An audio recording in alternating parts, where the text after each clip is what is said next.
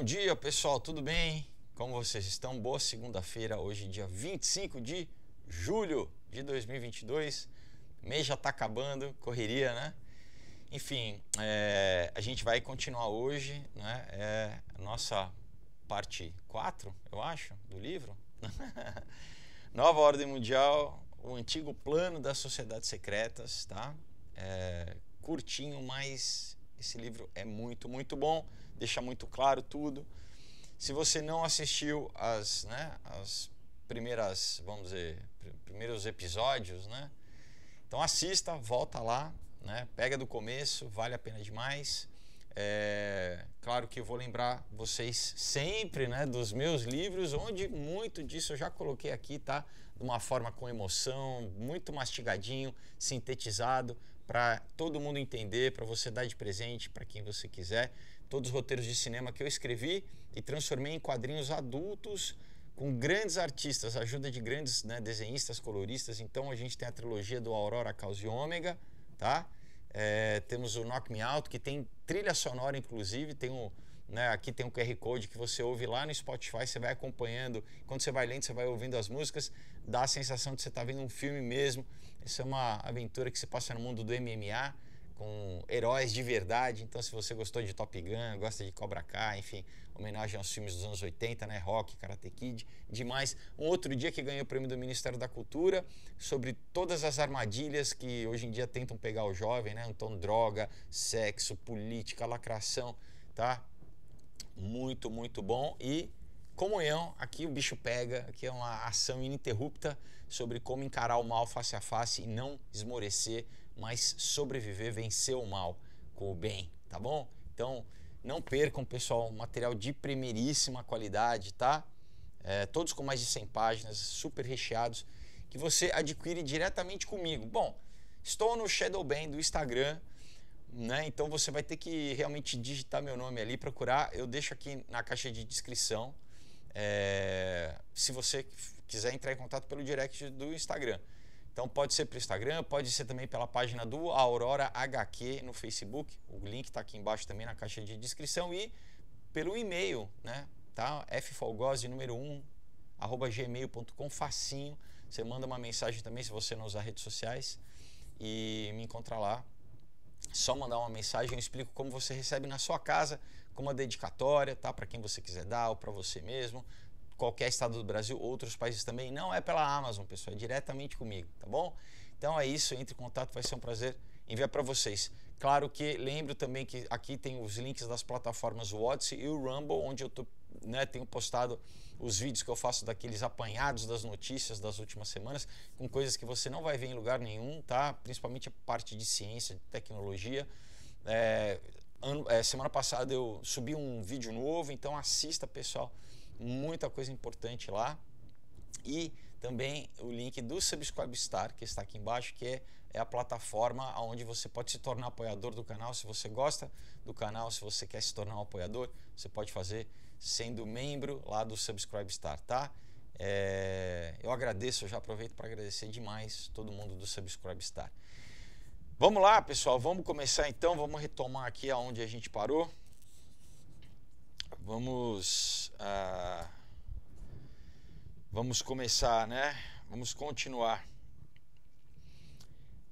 A gente parou onde estava falando sobre a questão do Francis Bacon, né? Que muitas pessoas acreditam que realmente é quem escreveu as obras do Shakespeare, né? Que ele usou o Shakespeare simplesmente como uma fachada para não se comprometer, porque ele expunha muito da questão da corte elisabetana da época, né? E então existe inclusive, né, essa sociedade secreta, né, baconiana, né, que está ligada com a questão maçônica, Rosa Cruz, né, revolucionária, né, da instituição desse plano antigo, que é o quê? A Nova Atlântida, né, que basicamente é a Nova Ordem Mundial. Então, esse que é o antigo plano, né, criar, né, o que foi primeiro a Liga das Nações na Primeira Guerra Mundial, que depois virou as Nações Unidas, né, depois da Segunda Guerra Mundial, para criar o que vai ser o sistema do anticristo, um único governo global, né? a gente não pode esquecer, pessoal, que a Bíblia, ela usa muita tipologia. Então, a Torre de Babel, né, onde Nimrod foi o primeiro ditador da história, o primeiro anticristo da história, né, que uniu na época, né, era uma língua só, uniu todas as nações na época. Na verdade era uma nação só, mas o quê? Para através de tecnologia invadir os céus e fazer guerra contra Deus, né? Por isso que Deus dispersa, né, as nações em várias línguas, enfim. E eles fazem, né, estão tentando fazer esse caminho de volta, né? E Jesus falou que os últimos dias seriam iguais aos dias de Noé, né? Nimrod sendo logo após o dilúvio. E então o homem, nessa tentativa de né, fazer frente, né, contra Deus, inclusive tem o cerne, né, tudo isso eu coloco bastante no Aurora, no Caos e no Ômega. Muito bem, então a gente entra aqui no capítulo 4, diz assim, né, o começo da América e a Revolução, vai falar sobre a Revolução Americana.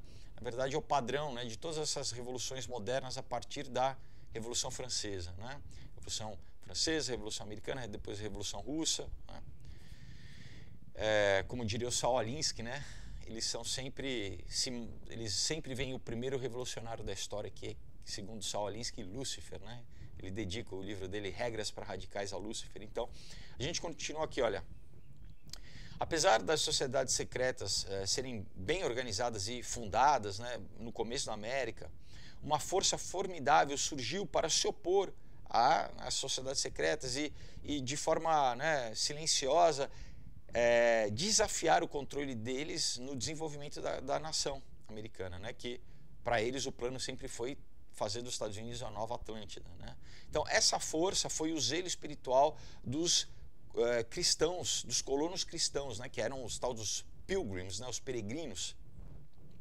Então fala assim, o cristianismo chegou na América como um resultado direto da primeira tradução da Bíblia para o inglês em 1381. Então, né, bem no começo desse século, né, o século XIV, o John Wycliffe, que era o professor lá em Oxford, né, no Divinity College, né, ele entendeu que o maior problema da igreja na Inglaterra é que a Bíblia só podia ser lida por uma classe educada, que era o clero, né, e pela nobreza também, porque eles conseguiam ler latim, né, a Bíblia estava só em latim.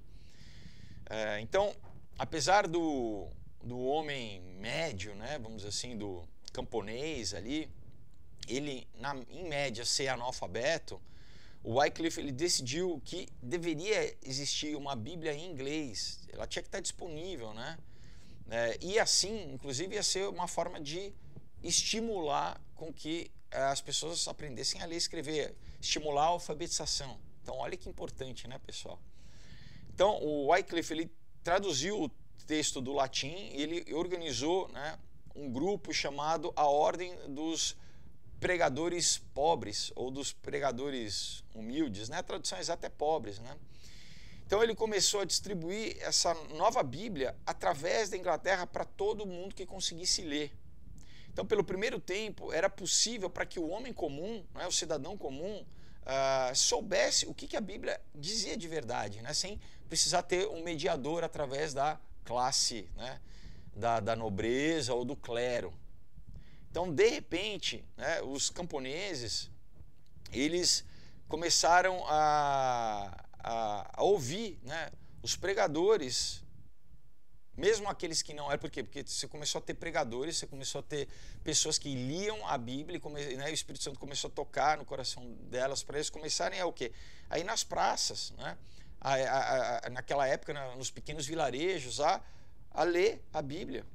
E as pessoas começaram, né, a ter esse acesso direto, pessoal, né, à Bíblia. Então, os oponentes, né, dessa ordem dos pregadores pobres, né, do Wycliffe, eles chamaram eles e os seus seguidores de lollards, que significa mais ou menos pessoal, vamos dizer assim, que fala bobagem, que balbucia, né? gente que não sabe de nada, né? Aquela coisa, começaram a atacar eles, a tentar ridicularizar eles, né? Mas esses lowlords, eles começaram a crescer tanto, não somente nas comunidades, né, do campo, entre os camponeses, né, mas também entre quem? Os artesãos, né? Era o começo da burguesia, era exatamente a classe média, né? E os nobres, né, começaram a se opor a isso, obviamente, né? Então ele falou assim, eles escreveram assim, os nobres, né? A cada segundo, né, um homem conhece um lowlord, né? Um cidadão novo conhece um lowlord. Ou a gente pode, né, até extrapolar, falar que a cada momento, né, um homem comum está ouvindo falar da Bíblia através de um lowlord. Estava vendo o que, pessoal? Mais um movimento de evangelismo, né, de avivamento. Então, esses lowlords, eles fizeram um impacto tão grande, né, na Grã-Bretanha que, eventualmente, o trabalho do Wycliffe ele foi banido. E o Papa ordenou que ele fosse levado a Roma para ser julgado. Olha só, pessoal. Não queriam que ele o quê? Né? Eles queriam controlar a informação, falando, não, só nós podemos falar da Bíblia, só nós temos o direito, né?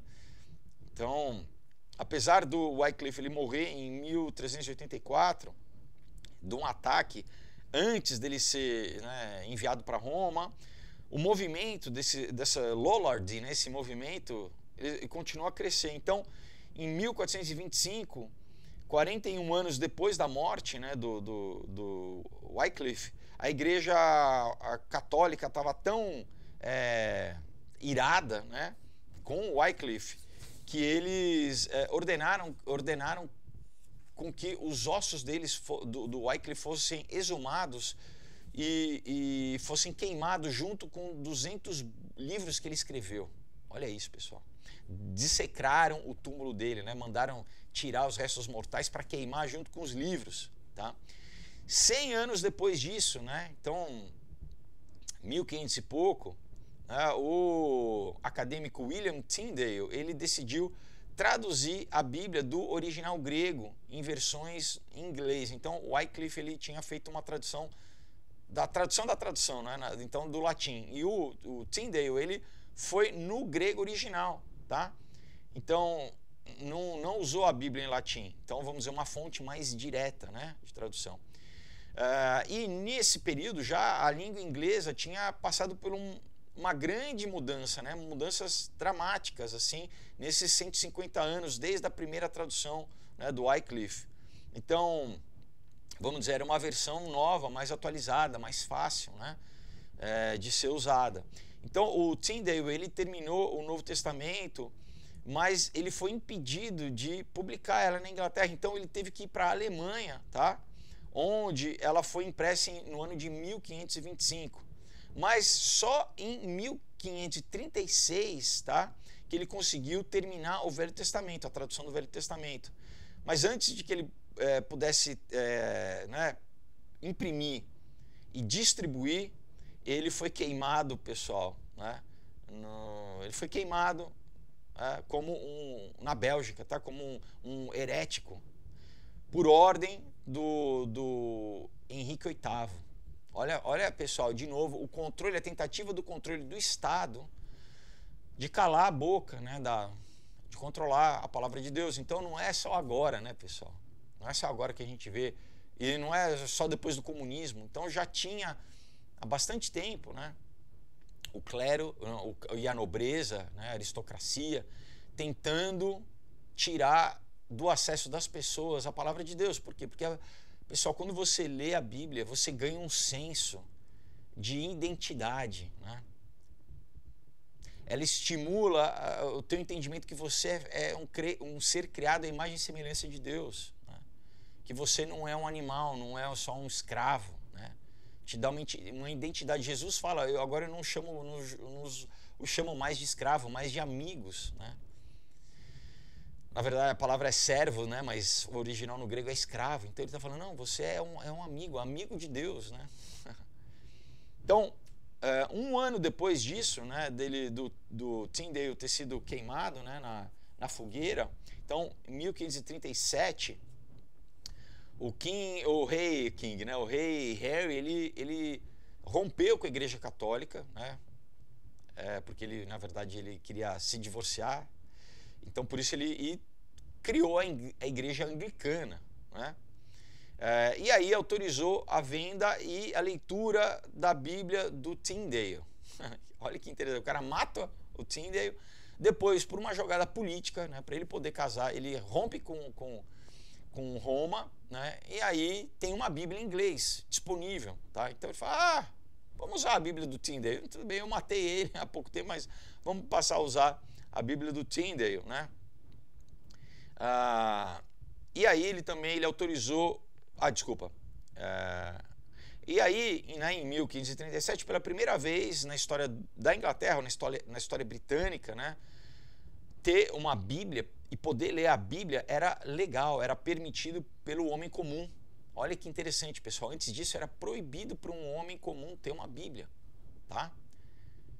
Então, como nós somos privilegiados aqui no Brasil, em 2022, enquanto em países, né, como no Irã, países, né, vários países islâmicos, se você é pego com uma Bíblia, pessoal, você é sentenciado à morte, né, você é decapitado.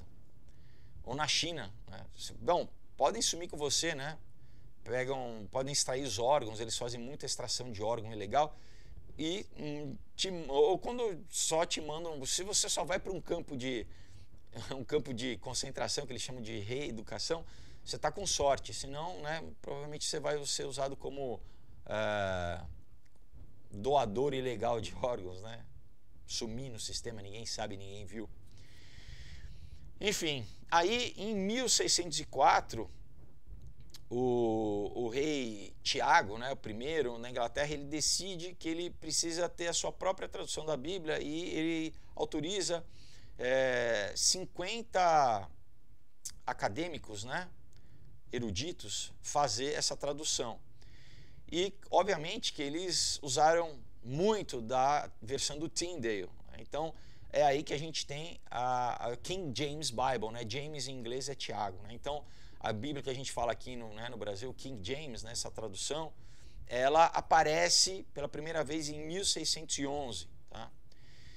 Então, né, a partir do momento que o cidadão comum, né, ele tem nas suas mãos uma Bíblia escrita em inglês, né, naquela época, aconteceu que dois grupos dissidentes surgiram na igreja. O primeiro foi, né, ele se dedicou a purificar a igreja por dentro dela, né? E essas pessoas que foram, vamos dizer, dissidentes, eles foram conhecidos como os puritanos, tá? Então, apesar da igreja anglicana ela não gostar, né, de que houvesse esse movimento dos puritanos, né, os seus líderes não foram perseguidos e martirizados. O segundo grupo, ele foi considerado pela nobreza inglesa muito mais perigoso, que eles eram chamados de separatistas, que eles acreditavam que a igreja anglicana, que somente eles pegaram, né, o rei Henrique VIII, ele não fez nada de diferente, pessoal, ele só mudou o nome, né? Então, basicamente a liturgia era a mesma da igreja católica, né? A estrutura era a mesma da igreja católica. Então, esses separatistas, eles falavam assim, não adianta só a gente mudar o nome de igreja católica para igreja anglicana se, né, as mesmas práticas que eram feitas antes continuam sendo feitas. Então, eles falavam assim, não, a gente tem que se separar desse sistema que já está corrompido, né? A igreja anglicana, na verdade, já estava corrompida, porque ela veio de uma igreja corrompida. Então a gente tem que reformar, a gente tem que, né, mudar o culto, mudar a liturgia. Então eles acreditavam, né, que Jesus que deveria ser quem? Né? O cabeça da igreja, como a Bíblia diz, né? Não a rainha, né, ou o rei, ou um bispo, né? Ou na igreja romana o papa, né? Porque na igreja anglicana eles passaram a ser o bispo, né? O bispo passou a ter o papel do papa, né, na igreja católica. Então, assim, eles acreditavam que, né, que eles não deveriam jurar nenhum tipo de, vamos dizer, fidelidade ou aliança religiosa, tanto à rainha quanto ao bispo, né? E muitos desses separatistas, eles acabaram indo né, para os Estados Unidos, eles que são conhecidos como os peregrinos, os pilgrims, tá? Então, muitos antes de ir para os Estados Unidos, muitos foram para a Holanda também, e daí, enfim, de lá foram para os Estados Unidos, esses que são os primeiros colonos americanos, tá? Então, durante o tempo que a Elizabeth ela era a rainha, alguns separatistas foram perseguidos, mas quando, né, o Tiago I, James I, ele ascendeu ao trono, ele quis banir eles, né, da Inglaterra por completo. E conduzidos pelo William Bradford, né, esse grupo ele buscou santuário na Holanda, né, eu falei que primeiro eles tinham ido para a Holanda, então onde eles basicamente era quase trabalho escravo, né, eles eram tratados quase como escravos na Holanda, né. Então 12 anos depois, na cidade de Leiden, né, lá já na Holanda, em 1619, esses separatistas decidiram que eles deveriam buscar liberdade religiosa. Aí que a gente entende a questão da separação do Estado, né, e da Igreja. Não é, na verdade, para o Estado acabar, né? Ah, não, o Estado é laico, acabar. Não, é simplesmente para garantir com que o Estado não interfira na Igreja, que haja liberdade de culto, né? Então, eles decidem, né, fugir, sair da Holanda e ir em busca de liberdade religiosa, aonde? Na América. Então, eles foram capazes, né, de ganhar, vamos dizer, um apoio de alguns mercadores britânicos para conseguir fazer essa viagem, né? E aqui conta, né? Então, apesar de uma taxa de mortalidade de mais ou menos 50%, pessoal, né? Muita gente morreu durante essa viagem, né? E até mesmo nos primeiros assentamentos lá em Jamestown, né? Esses peregrinos, eles estavam convencidos que a América era Deus que estava conduzindo eles ali. Inclusive toda a questão, né, do Dia de Ação de Graças nos Estados Unidos, né? Toda essa tradição vem disso. E aí, né, esses peregrinos, eles elegeram um pastor, que era o John Robinson, né, que escreveu que ele sentia que esse grupo havia sido chamado por Deus para fazer essa viagem para a Nova Jerusalém, né, ele chamando como se fosse a Terra Prometida, onde eles iriam ter, né, liberdade para cultuar a Deus. E é irônico, né, que esse grupo de cristãos, né, bem como, olha só, né, os iluministas lá do Bacon, ambos eles sentiram que a sua imigração, né, para a terra dos Estados Unidos era o cumprimento de uma profecia, né? Só que o grupo dos peregrinos que eles, né, iam lá para a terra prometida para pregar o evangelho, para começar uma terra, né, que temesse a Deus, uma Nova Jerusalém, enquanto a outra, né, os iluministas queriam estabelecer lá a Nova Atlântida. Então é interessante a gente ter, né, esses dois modelos de reinos ou de cidades, assim. Então, para os cristãos, né, Jerusalém, né, a cidade de Deus, né, e para os ocultistas iluministas Atlântida, né, de onde vem toda a escola de mistérios, toda a depravação, toda a degeneração. Então, apesar de originalmente eles terem ido para fundar a Virgínia, né, o que era o estado, né, se transformou no estado da Virgínia, um barco, né, que estava carregando os peregrinos, o Mayflower, né, ele acabou sendo levado pelos ventos, olha só, uma intervenção divina, né, centenas de milhas, né, fora do curso, para onde eles chegassem na península do Cape Cod, né, em Massachusetts.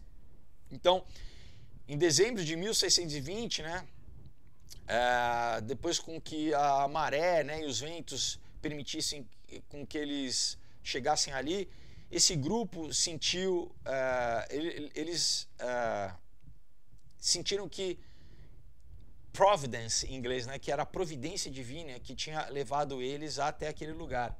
E eu faço uma homenagem disso, pessoal, no Aurora, tá? Porque, né, primeiro que a história se passa em Massachusetts, né, e o nome do barco, tá, que eu coloco aqui no comecinho da história, é providence, tá? Providência, é a providência divina, tá? Por isso que eu falo, né? Isso aqui tá muito aqui nos quadrinhos que eu coloquei. Coloquei em forma até de, né, easter egg, assim, se a pessoa lê e ela tem um pouco de referência, ela vai pegar as coisas, né? Então, antes deles desembarcarem, né, os peregrinos conduzidos pelo diácono Carver, né, um ancião, né, que era como se fosse não era um presbítero, né, mas era um elder, né, eles falam um ancião, que era o Brewster, e o William Bradford, eles decidiram colocar em plano, né, esse novo governo cívico, né? Porque naquela época eles tinham que organizar um governo, né? Mas esse governo ia ser baseado em princípios cristãos, tá? E isso ficou chamado o Pacto do Mayflower, tá? Onde eles escreveram. Então eu vou citar aqui parte do que eles escreveram ali, né? É como se fosse uma proto-constituição, né? Então eles escreveram assim, olha, em nome de Deus, amém, né? Os nossos nomes, né, que estão aqui escritos, tendo, vamos dizer, se lançado, né, pela glória de Deus, né, e pelo avanço da fé cristã, e para a honra do nosso rei, do nosso país, né, nós fizemos essa viagem para implementar a primeira colônia nas partes nortes de Virgínia, né? Aí o William Bradford, depois que eles desceram, né, e os peregrinos chegaram em Massachusetts, ele escreve assim, tendo nós chegado, né, numa boa baía, né, num bom porto, né, e nós fomos trazidos em segurança à terra, né,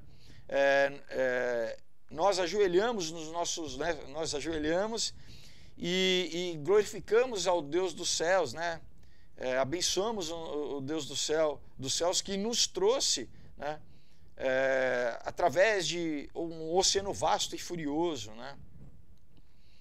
Todo esse país, né, repleto, ou toda essa terra repleta de madeira, né, e de espinhos, representa, né, a dificuldade, né, e vamos dizer, vamos dizer, a parte selvagem, né? O que pode nos sustentar agora nessa terra, vamos dizer assim, se não for o Espírito de Deus e a sua graça, né? A gente não pode esquecer, pessoal, que eles estão chegando ali, né, numa terra completamente, né, era habitada por nativos, né, mas não tinha infraestrutura nenhuma, né? Então eles tinham que começar, pessoal, tudo do zero, né? Então, realmente, pessoas, né, que com o Espírito de Deus desbravadores, né? Então ele fala assim, olha, diferentemente dos colonos lá de Jamestown, esses peregrinos, eles gastaram tempo selecionando, né, um lugar, né, um campo, né, um assentamento que tinha água, né? E 20 acres, né, de um terreno bom, para o quê? Quando eles começaram a limpar esse terreno e já começar a plantar, né, com água fresca, né? Então por quê? Porque lá em Jamestown teve todo um problema, pessoal, de tanto batalha contra os índios, como inclusive até canibalismo, né? Um inverno frio, a terra não era boa, né? Mas, diferentemente dos peregrinos lá em Massachusetts, eles tiveram favor de Deus, né? Então, apesar de não ter nenhum sinal, né, que aquela terra tinha sido usada de forma agrícola, né, era uma terra abundantemente fértil, né? Mas estava ali, de certa forma, abandonada, mas era fértil, não era uma terra, né, estéril, assim. Então, logo que eles chegaram, eles viram que né, o que eles plantavam começava a dar. Mais ou menos como aqui no Brasil, né? Era uma terra abençoada. Então, e isso, né, o motivo disso, no final das contas, se tornou aqui ele fala, né, uma coincidência, né, mas aqui a gente pode ver um favor de Deus. Ele fala, que 3 ou 4 anos antes, né, uma praga havia acabado com uma população indígena da região que tinha deixado esse solo fértil, tá, pronto para ser, vamos dizer, trabalhado pelos colonos, né? E talvez essa fosse a única área em centenas e centenas de milhas onde, né, esses peregrinos eles poderiam chegar e eles não iriam receber, vamos dizer, uma oposição feroz dos indígenas ali. Então era uma área que, inclusive, eles não tiveram que lutar contra índios, tá? Então, alguns historiadores chamam de sorte, mas, né, a gente pode chamar de, vamos dizer, uma graça, né, uma intervenção divina. Então, esses colonos, né, esses peregrinos, eles tiveram uma janela de oportunidade, tá, para começar exatamente a sua vida nos Estados Unidos, né, com plantação, com começar a ter, né, com agricultura e começar a criar uma colônia, né, uma nova sociedade. Então, durante o primeiro inverno, né, duro, aquela região no Massachusetts faz bastante frio, né, aproximadamente metade deles faleceu. Mas quando o Mayflower ele pôde, ele estava, vamos dizer, liberado para navegar, nenhum dos sobreviventes quis voltar à Inglaterra, tá? Por quê? Porque, né, ele estava ancorado o barco e durante o inverno as águas congelam e congela o barco ali, né? Você tinha que esperar o verão chegar para ter o degelo para o barco ficar livre. E olha que interessante, pessoal. Então, mesmo apesar de muita gente ter falecido, né, durante esse começo, esse início, pessoal, né, olha, de novo, muita dificuldade, tá, pessoal? Não tinha nada, não tinha luz, não tinha, né, saneamento, não tinha nada, pessoal, tá? Nenhum dos sobreviventes quis retornar, quis voltar para a Inglaterra.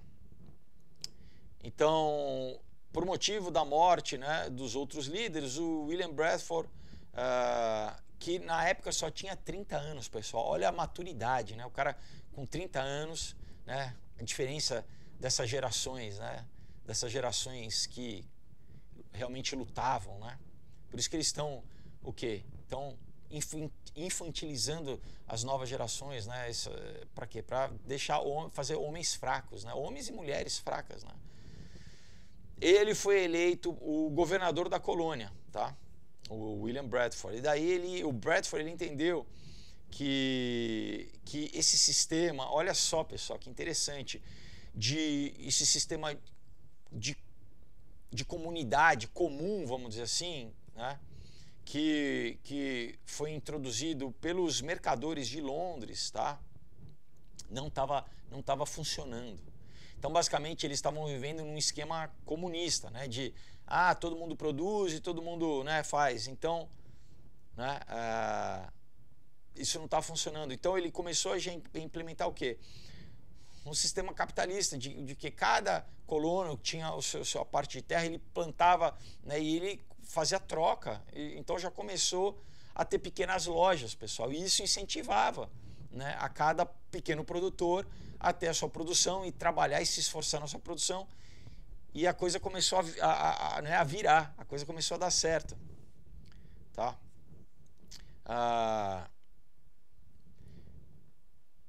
Então, a falta de incentivo também estava ameaçando com que uma outra colônia em Plymouth se fracassasse, como o Jamestown fracassou, né? Onde cada pessoa fazia simplesmente o trabalho necessário para que ela, né, conseguisse sobreviver nessa comune.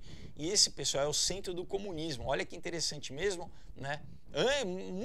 Muitos anos antes de Marx, muitos anos antes do comunismo, já estava vendo assim que, olha, isso não dá certo, porque as pessoas não têm o incentivo de produzir, né? O outro faz por mim, né? Não adianta, todo mundo aqui, eu vou, né? Sabe? Eu vou me beneficiar do mesmo jeito. Infelizmente, a natureza humana muitas vezes é assim, né? Eu não vou me esforçar tanto. Agora, quando cada um não. Se eu não trabalhar, né? A Bíblia fala assim, aquele que não trabalha, que não coma, né? A Bíblia muitas vezes fala dessa questão do trabalho, como o trabalho enobrece, né? Fala, preguiçoso vai ter como uma formiga. a preguiça é um dos 7 pecados capitais, né? É você abusar do esforço do outro. O outro está se dedicando, está se esforçando e você... Isso é uma forma de roubo, né? Você está roubando o outro, a energia do outro, você, não é? Então, cada um tinha que realmente, vamos dizer, fazer a sua parte no sentido de, não, eu tenho que trabalhar e o esforço do meu trabalho, né? O fruto do meu trabalho, do meu esforço, vai gerar riqueza. E aí, né? Cada um vai contribuir com a sua parte, né? A gente vai haver troca e aí todo mundo cresce. Né? E aí então, né, o Bradford, como governador, ele instituiu o sistema de incentivo. Né? Ele né, designou um pedaço de terra, né, para que fosse trabalhado por cada família. Tá?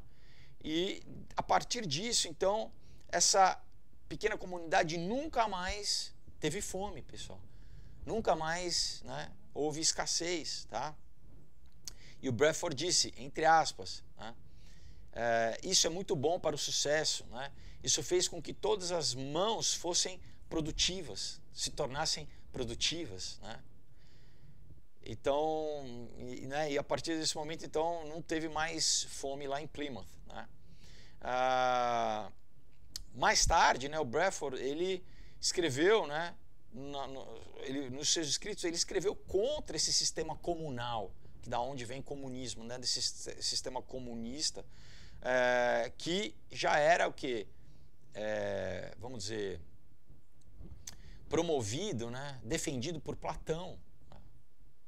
De novo, pessoal, por que o pessoal adora Platão, né, os iluministas, né, porque o Platão era comunista, né?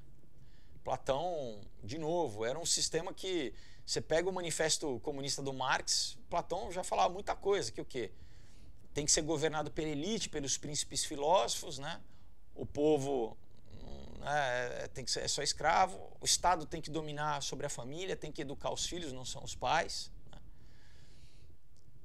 É esse sistema de um Estado forte e o povo fraco, pessoal. Né? Então ele escreveu assim, né? Sobre o Platão, né? Fala assim, olha, a vaidade, né, e o orgulho do Platão e de outros antigos, né, que queriam tomar a propriedade, né, e trazer todo mundo dentro dessa comunidade, falar, não, deixa que nós cuidamos, né?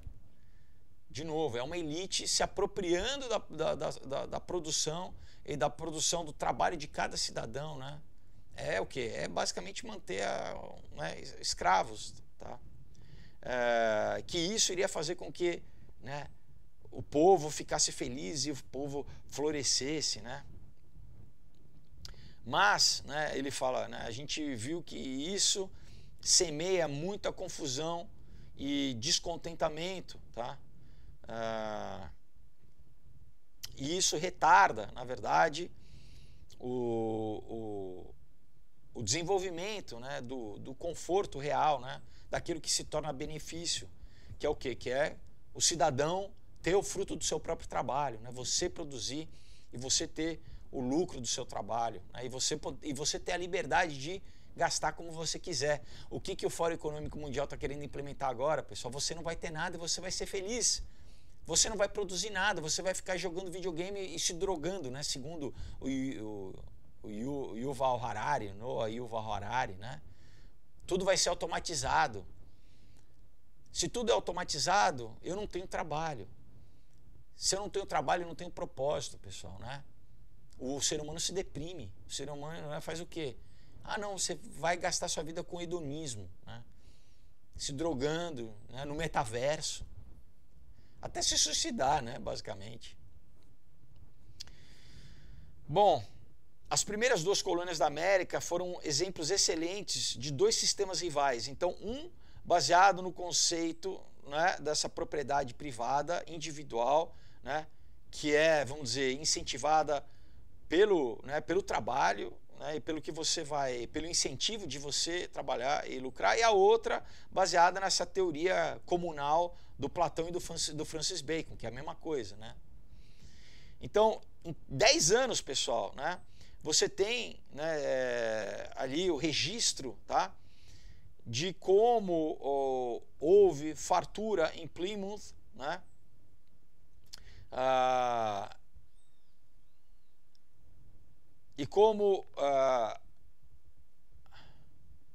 e como isso fez com que houvesse, tá? Com que houvesse um grande êxodo para a América, pessoal, porque aumentou a perseguição aos cristãos pelo, né, o rei Charles I, tá? O rei Carlos I, e o arcebispo Laud, tá? Da igreja anglicana. Então, como, né, lá na Inglaterra e na Grã-Bretanha o pessoal ficou sabendo, né, da fartura e do que estava sendo produzido lá, e também cansados da perseguição, né, da nobreza e do clero, da nobreza inglesa, né, do rei Charles e do arcebispo, muita gente começou a ir para a América, né?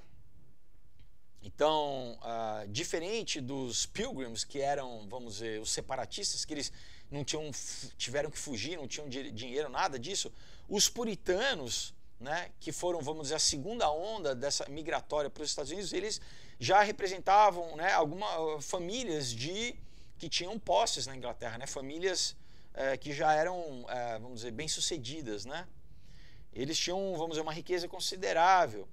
E também até algum nível de influência ali, né, dentro da igreja anglicana. Então, o New England, né, o estado de Nova Inglaterra, nos Estados Unidos, começou a receber algumas das pessoas, né, mais inteligentes, né, e de certa forma ricas, tá? Começou a ter esse fluxo tanto de material humano, né, de pessoas, né, que quiseram, vamos dizer, se aventurar e ir, né, para o novo mundo, vamos dizer assim, né?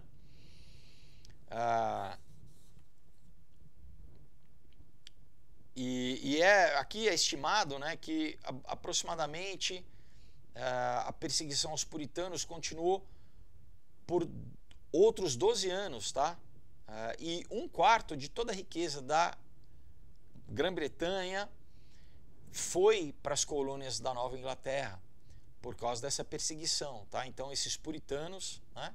Lembra que antes ele falou, né? Então você tinha os cristãos que se dividiram em dois, então os separatistas que foram, né, os peregrinos, a primeira onda para os Estados Unidos, e os puritanos que foram a segunda onda, e eles tinham, vamos dizer, eram pessoas de uma classe social um pouco melhor e tinham recursos, né? Então, vamos dizer, isso que estava começando a acontecer lá no século XVII, essas pequenas colônias, elas estavam, né, lutando ali para sobreviver. Finalmente, Jamestown ele foi capaz de sobreviver, mas somente depois de famílias terem sido incluídas lá, né, famílias desses peregrinos trazendo, vamos dizer, riqueza, e uma nova política foi instituída onde qualquer pessoa tinha que trabalhar, né, ou então você ia passar fome, né, né, mudou a questão do comunismo, né, todo mundo ia ter que trabalhar. Aí as colheitas foram plantadas, né, os pregadores começaram a vir, começaram a pregar, e aí não foi, pessoal, só foi quando, né, realmente esse trabalho, essa ética, né, protestante do trabalho, né, e os valores familiares, né, foram implementados realmente, né, na cultura das colônias americanas, elas começaram a prosperar.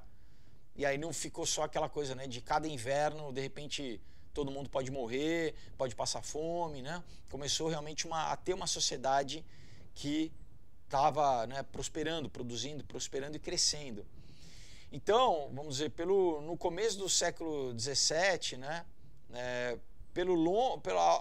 ao longo ali da costa leste, né, americana, a maioria das sociedades secretas da Europa já estavam começando a se infiltrar na América, né? O Manly P. Hall declara que as fraternidades ou essas irmandades, elas começavam a se reunir em tavernas, né? Vamos dizer, pubs, né? ou até em prédios públicos, tá? Começando a praticar os seus antigos rituais exatamente como eles faziam na Europa e na Inglaterra. Então, apesar de em 1776, 99% dos europeus que faziam parte da população americana serem cristãos, né? E por causa da preponderância da influência cristã nos Estados Unidos, a maçonaria e outras sociedades secretas, elas foram forçadas a modificar as suas filosofias para incluir o cristianismo, tá? De fachada, né? De uma forma com que eles não haviam feito em nenhuma outra parte do mundo até então. Então eles começaram a tentar seduzir, né, cristãos para não, aqui ó, nosso Deus também é o mesmo Deus, né? Então, pela primeira vez, Cristo foi dito que era o grão-mestre, né, nas lojas maçônicas. A Bíblia se tornou parte do ritual, né, maçônico, apesar dela sempre ser colocada de uma forma simbólica debaixo do compasso e do esquadro, né? Então, vamos dizer, simbolicamente sendo considerada inferior ao símbolo da maçonaria, né? Então, o símbolo da maçonaria, né, do compasso e do esquadro era colocado sobre a Bíblia, né? Bom, ele vai falar um pouco do Benjamin Franklin, né? Benjamin Franklin era a imagem desse avô, né, do período revolucionário da América, né? É interessante, né, que ele foi quem cunhou o termo, né, uma revolução virtuosa. Então, ele era realmente um cara muito inteligente, né? Fez com que ele se tornasse o autor mais popular da época, né? Ele foi ministro na França, né? Ele também foi conhecido, né, quando ele foi ministro americano lá na França, a participar dos rituais maçônicos na maçonaria francesa. Então, e também o seu amor por toda a indulgência, ele fala aqui, né, basicamente pela tinha orgias, né, tinha bebedeira. Ele também era membro de acho que ele não fala aqui, mas ele é membro de um clube chamado Hellfire Club, né, o Clube do Fogo do Inferno, enfim, né, onde tinham também todos os rituais sexuais, né, bebedeira, orgia e tal. Então ele diz aqui, né, que provavelmente ele foi infectado com sífilis, né, e que foi, né, o que levou ele à morte, né, por causa exatamente desses hábitos, né, dessa questão aí ligada com a luxúria, né, concupiscência, enfim. O Benjamin Franklin, ele foi conhecido como o primeiro gentleman americano, né, o primeiro cavalheiro americano, né, o primeiro cara, vamos dizer, a ser imitado, né?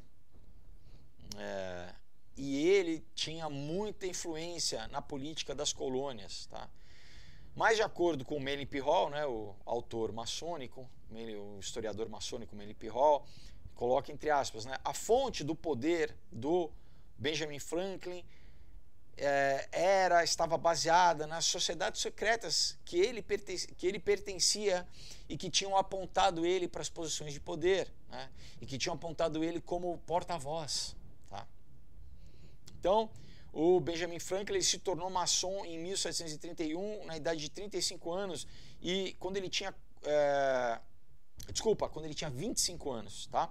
Então, aos 25 anos, ele já, né, tinha sido iniciado na maçonaria, e com a idade de 28, ele já era o grão-mestre provisional, né, de toda a maçonaria do estado da Pensilvânia. Quando ele foi para a França como embaixador, né, ele foi honrado na maior loja maçônica francesa, chamada a Loja da Perfeição, e sua assinatura, né, que era, ele fala aqui com a sua caligrafia, né,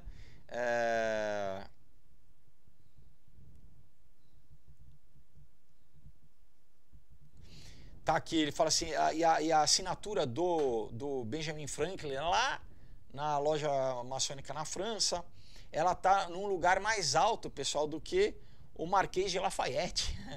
Né? Olha só, vamos dizer, a importância que ele teve na maçonaria francesa. Né?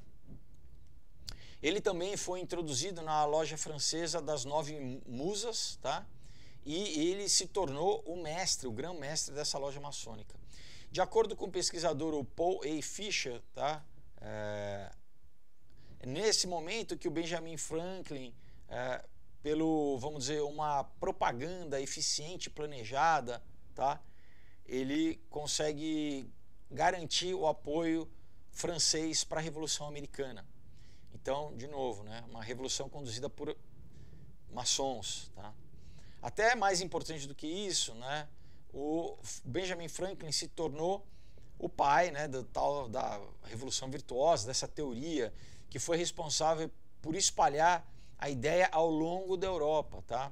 Então, de acordo com o historiador francês Bernard Fay,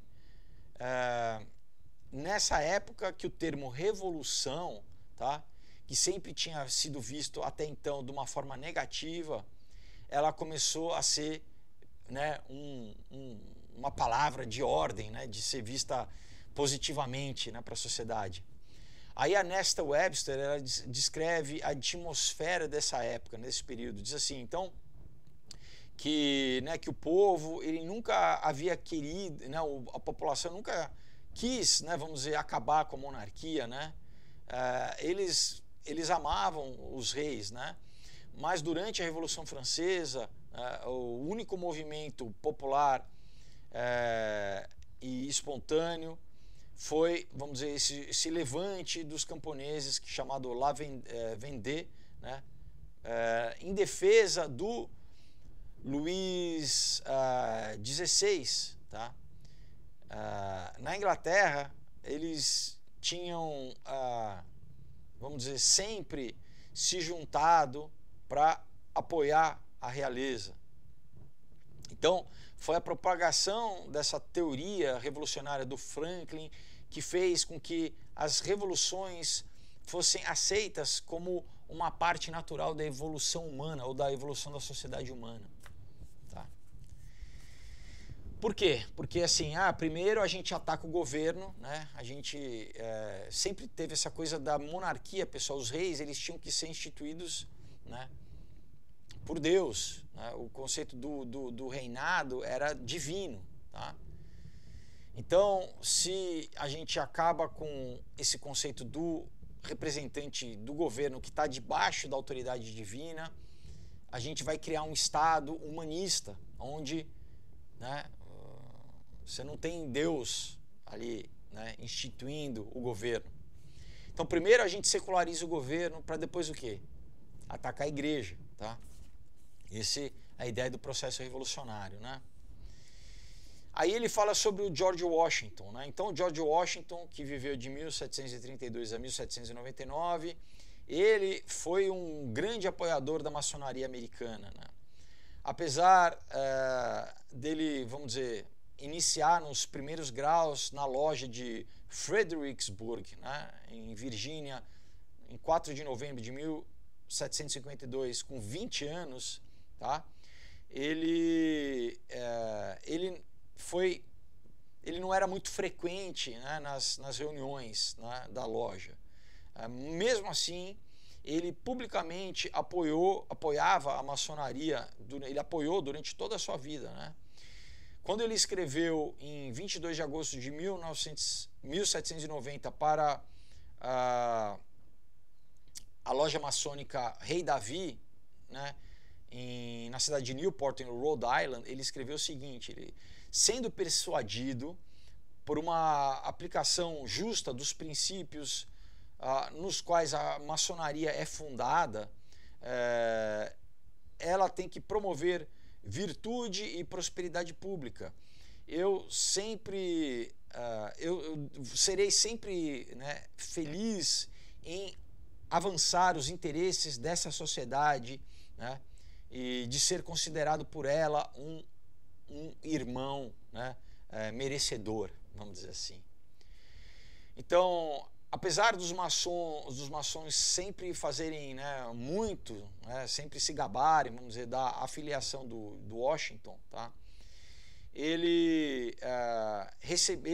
A ele foi ofertado, né, a liderança da maçonaria americana em um ponto, e ele não quis ser o líder da maçonaria, né? Então, em 1786, ele foi duramente criticado, né, pelo o clube jacobino, que era afiliado da maçonaria, e pelos famosos Illuminati, né, como diabólico e perverso e pernicioso, né? Numa carta ao reverendo G.W. Snyder, né, escrita em Monte Vernon, né, em 25 de setembro de 1798, somente 15 meses depois da morte, né, do George Washington. Desculpa. Depois da morte do reverendo, tá? O Washington, ele agradeceu ao Snyder por mandar para ele uma cópia do livro do professor John Robinson, chamado assim, Provas de uma Conspiração. Então, pessoal, presta atenção, né? Essa questão de conspiração, que fala a teoria da conspiração, não é de agora, tá? O que é a conspiração? É pessoas conspirando, respirando junto, né? Conspirarem, né? Estão respirando junto, então o quê? Elaborando, maquinando juntas, em segredo, o quê? Basicamente para tomar o poder. Então, já existia livro, pessoal, né, no século XVIII sobre isso, tá? Mostrando as provas de como eles estavam se organizando, o quê? Para tomar o governo, pessoal, né? Então não é de agora, isso é um plano que é antigo, né? É antigo, remonta, pessoal, remonta Platão, né? Milênios, pessoal, passando, e essas sociedades secretas sempre em busca do quê? De implementar esse governo, né? No final das contas, luciférico na Terra, né?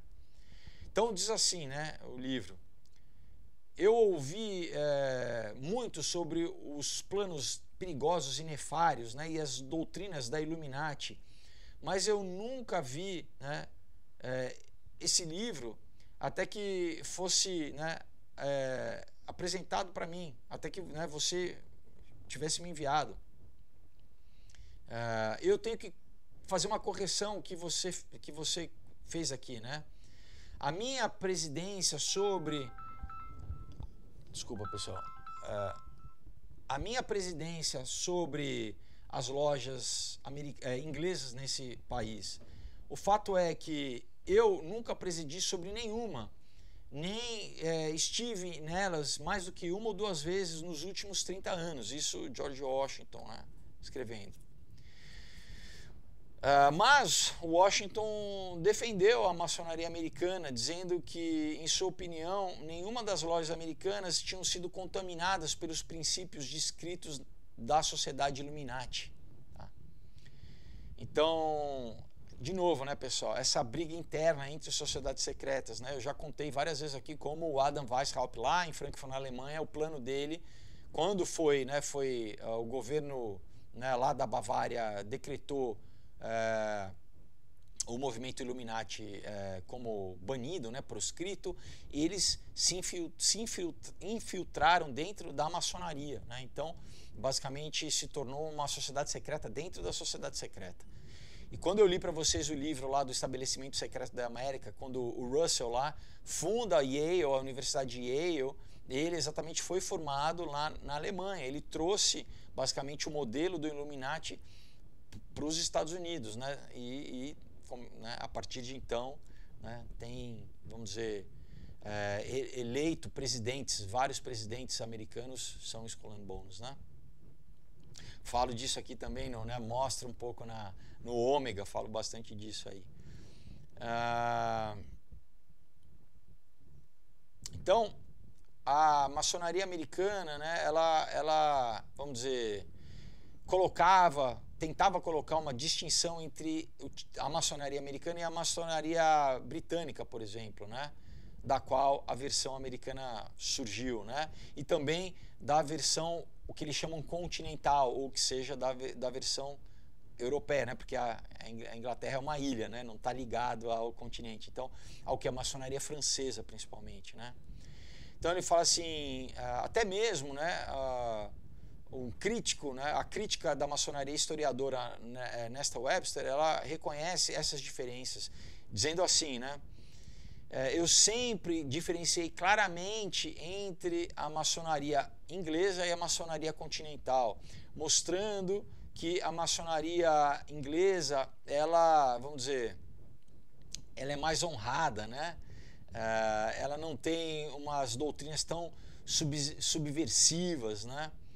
E que ela busca ser mais, vamos dizer, cívica, né? Ela procura apoiar um pouco mais a ordem, a lei e a religião, né? Enquanto a francesa, né, principalmente, e a alemã também, né, e a própria italiana serem mais ligadas a essa questão de hedonismo, né, rituais sexuais e papapá. Aí fala assim, em 24 de outubro de 1798, o George Washington ele escreveu para o Snyder novamente, né, e se sentiu, vamos dizer, né, sentiu a necessidade de explicar um pouco mais, né, a sua posição. Então ele escreveu assim, né, não era a minha intenção em duvidar de que as doutrinas do Illuminati e os princípios do jacobismo, tá, não se espalhassem nos Estados Unidos, né? Pelo contrário, ninguém está mais satisfeito pelo fato do que eu, no sentido disso, né, deles tentarem barrar, né, o princípio do Illuminati e do jacobinismo, né? Infelizmente, pessoal, pouco depois, no século seguinte, já tudo isso foi introduzido nos Estados Unidos, né? Então, ele continua falando assim, a maçonaria era uma coisa muito comum, né, naquela época, até mesmo do que nos dias de hoje. Na verdade, né, a maior parte dos fundadores dos Estados Unidos, dos Founding Fathers, eles eram maçons, né? Então, de acordo com Manly P. Hall, dos 55 membros da Convenção Constitucional, né, das pessoas que escreveram a Constituição Americana, todos menos 5 eram maçons. Olha só, pessoal. Então, dos 55, né, redatores da Constituição Americana, só 5 não eram maçons, 50 eram maçons, tá? De acordo com a edição maçônica da Bíblia de 1951, né, 24 dos generais, tá, do George Washington, dos generais que participaram da Revolução Americana, eram maçons. Bem como 30 dos 33 brigadeiros generais, tá, também eram maçons. Aqui eles fazem a diferença entre Major Generals e Brigadier Generals. Então, né, os majores generais e os brigadeiros generais, né? Enfim.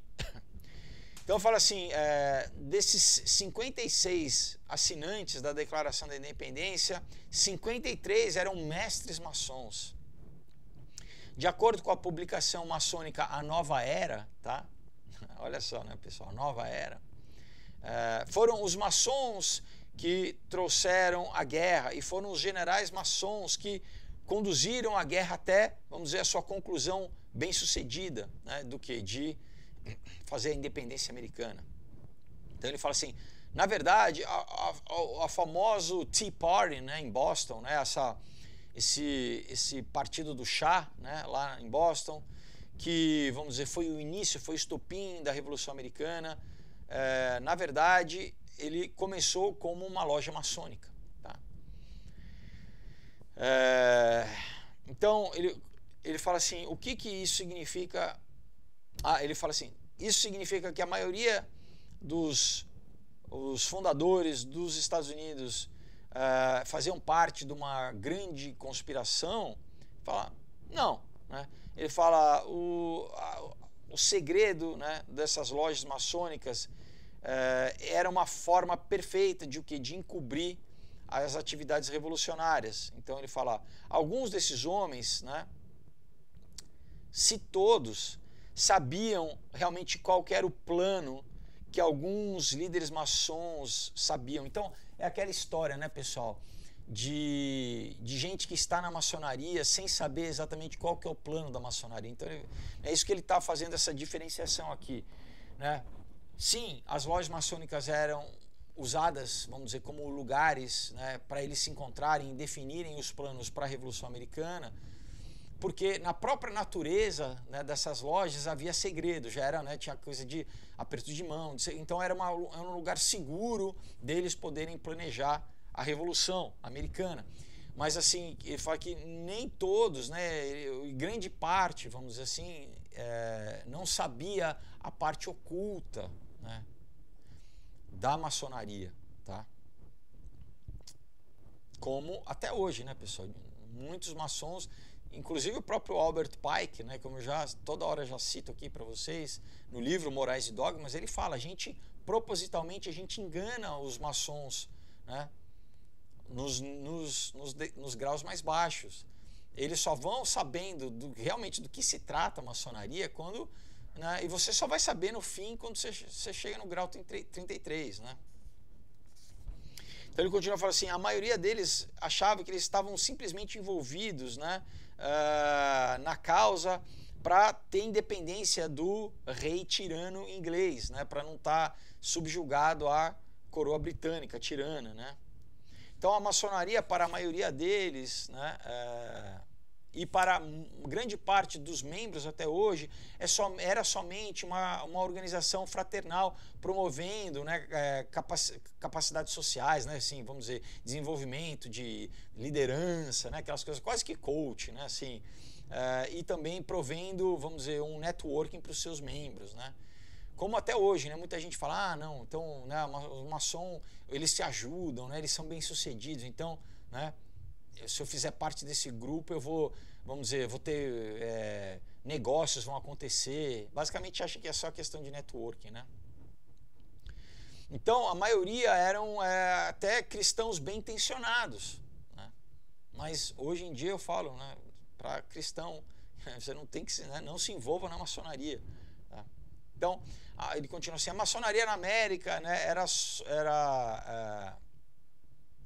vamos dizer, ela ajustou o seu tom, vamos dizer, para se adequar ao seu público, né? De novo, né? Então eles, né, quando vieram realmente os cabeças lá da Inglaterra e da Europa, quando eles chegaram nos Estados Unidos, né, a grande maioria ser cristã, eles falam assim, peraí, a gente tem que, né, dar um jogo de cintura aqui, para a gente, né, ser aceito aqui, né? Se a gente entrar com toda a coisa aberta e clara, ocultista e tal, vai haver uma rejeição grande, né?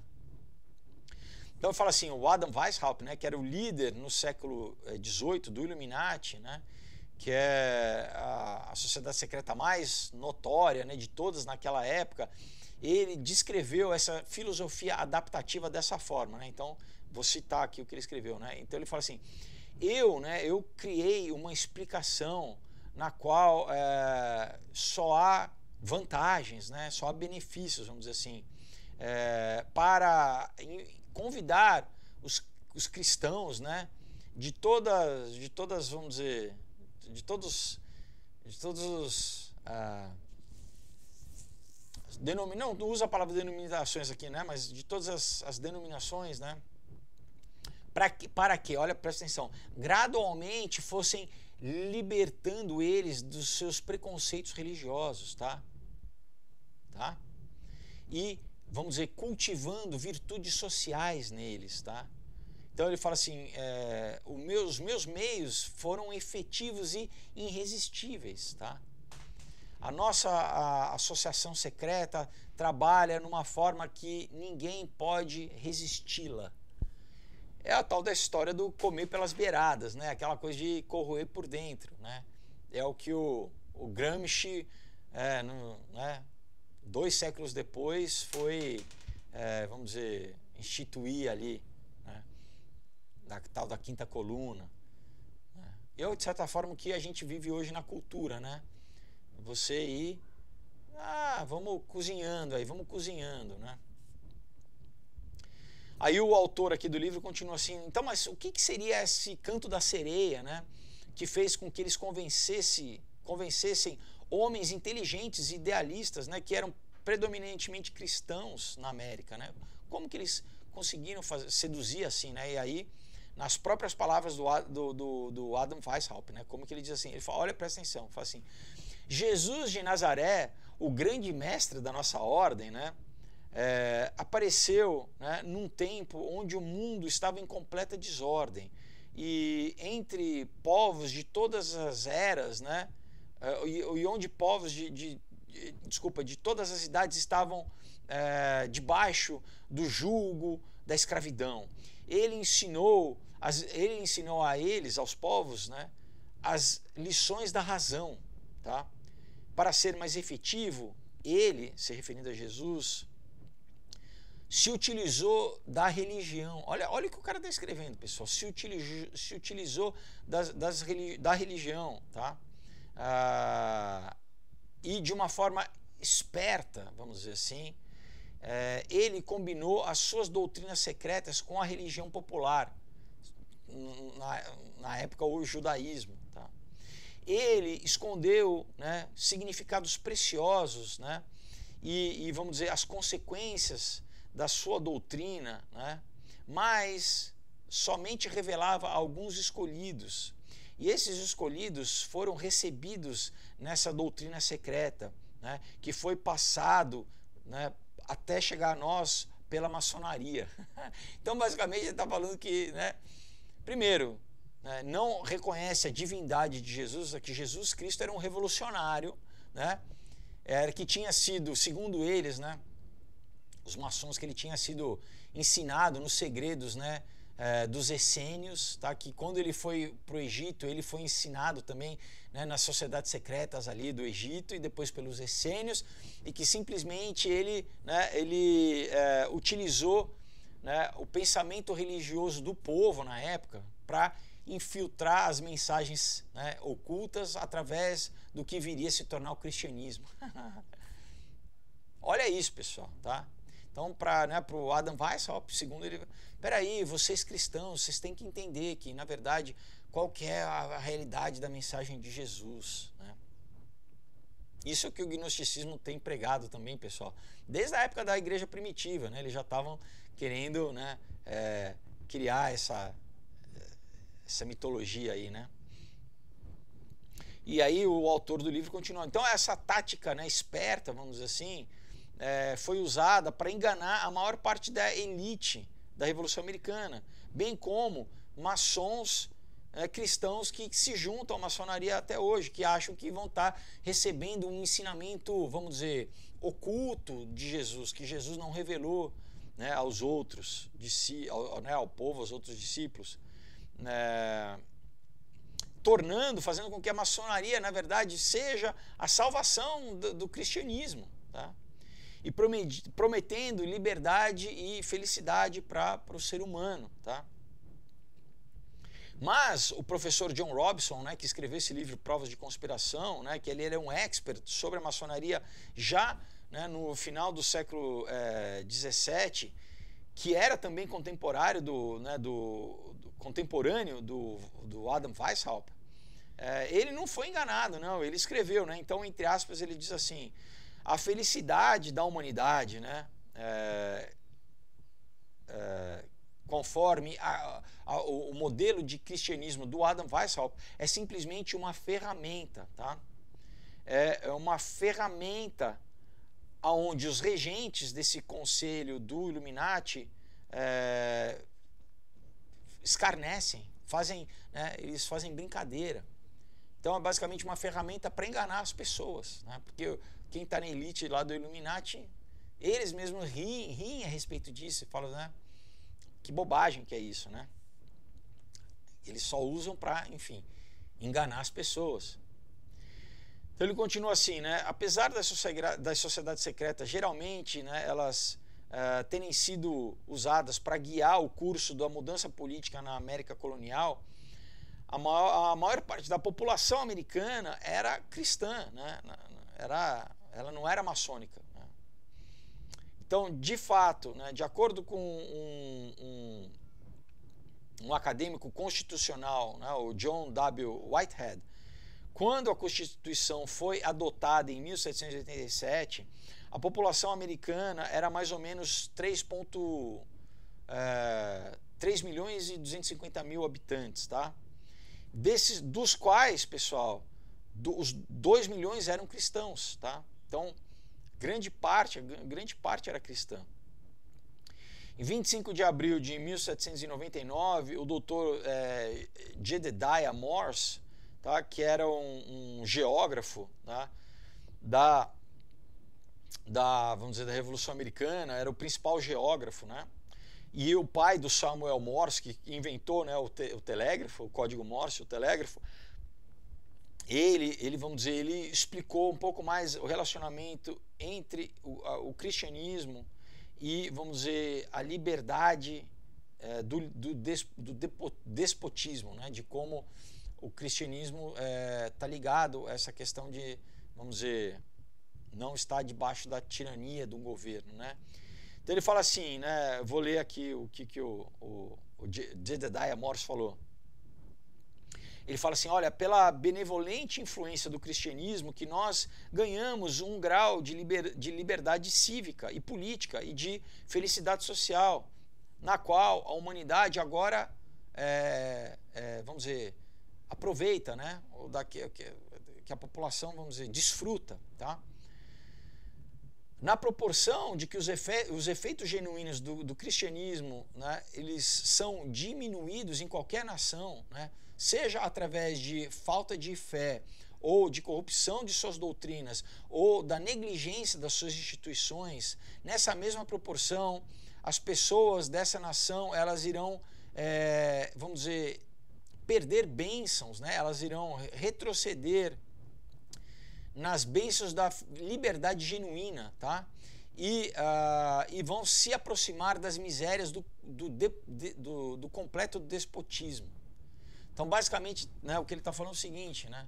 Conforme a gente tem uma sociedade onde, né, esse entendimento que o ser humano é feito à imagem e semelhança de Deus, né, e que ele é um cidadão, que ele tem que cuidar, né, tem o princípio da mordomia e que cada cidadão, né, contribui para uma sociedade onde todos têm liberdade, né, e essa sociedade honra a Deus, né, ela é a sociedade prospera. E aí, ao passo que, quando, né, isso é corrompido, isso é combatido, né, quando pessoas que querem dominar tentam implementar um sistema de governo para o quê? Deixar as pessoas ignorantes, né, bestializadas, animalizadas, né, nos seus princípios, nos seus instintos básicos. As pessoas vão perder o foco né, desse chamado, né, da responsabilidade, do direito e do dever que elas têm de criar, de ajudar a criar uma sociedade próspera, né? Então, onde virtudes vão ser combatidas e vícios vão ser implementados, essa sociedade vai se aproximar à falta de liberdade, né, a um governo tirânico, despótico, tá? Que quer controlar a população. Então, é exatamente, pessoal, uma correlação entre liberdade de verdade, né, ligado ao cristianismo, né, em que cada cidadão ele contribui para uma sociedade onde todos têm liberdade, né, todos se respeitam, todos amam o próximo como a si mesmo e a sociedade funciona. Ou você vai numa sociedade onde reina a barbárie, e aí com a barbárie você tem que ter uma imposição, né, tirânica para controlar essa barbárie. Ele fala assim, nessa visão, né, essa visão era muito comum, ela era, vamos dizer, implementada nas colônias, e a Bíblia, de fato, né, era reconhecido como um principal texto político pelos patriotas, né? Então, de novo, pessoal, por que né, muitas vezes eles tentam combater com que o cristão entenda de política e participe da vida pública, do processo de governo, né? Por quê? Porque eles não querem cristão na política, né, pessoal? Eles querem, de novo, Que sociedades secretas dominem os centros de poder, as esferas de poder, né?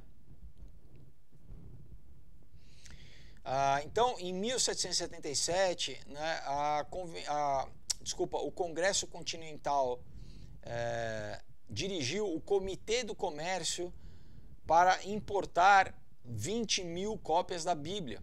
Tá? Quando leitura era ensinada, a Bíblia era o texto usado. Pessoal, olha só, as pessoas eram alfabetizadas com a Bíblia. Quando a leitura começou, quando livros de leitura começaram a ser publicados, tais como, né, o New England Primer, né, referências bíblicas eram predominantes nos livros, né? Então, não só a Bíblia, mas como outros livros os livros faziam referência à Bíblia, comentavam temas bíblicos, histórias bíblicas, né? Então, né, apesar da maioria dos importantes líderes da Revolução Americana serem maçons, o cristianismo exerceu uma oposição igual, né, e influente, né, na condução dos Estados Unidos. Tá? E um bom exemplo disso é a dicotomia, né, dessa luta, por exemplo, no fraseamento, ou no fraseado, né, ou como foi escrito a Constituição, a Declaração da Independência, desculpa, tá?